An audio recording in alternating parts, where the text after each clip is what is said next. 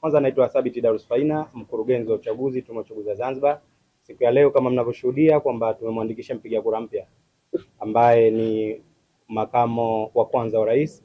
Alikuja kujiandikisha katika kituo hichi ambapo kisheria ana haki ya kuweza kujiandikisha katika kituo hichi ambacho amekosha kujiandikisha, kwa sababu kama unavyojua sifa ya ukaazi ni miaka mitatu. Kwa hiyo katika hayo maeneo ambayo ameishi hakutimiza miaka mitatu, na hapa ndipo ambapo ametimiza miaka mitatu na ameweza kuja kuandikishwa kama mpiga kura mpya. Kwa zoezi hili tunapolifanya kwamba wanaokuja wote ni wapiga kura wapya, kwa maana hawakupiga kura uchaguzi wa mwaka 2020. Kwa mantiki hiyo, na yeye kama ni mwananchi ni mpiga kura mpya, ameandikishwa kwa mujibu wa sheria ya uchaguzi namba 4 ya mwaka 2018.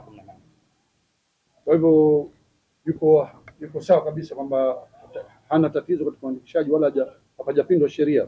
Mpaka sasa hivi kwa upande wetu hakuna sehemu ambapo tumekengeuka sheria katika kifungu chochote, lakini tunachojua kwamba zoezi la kwanza ni kuandikishwa.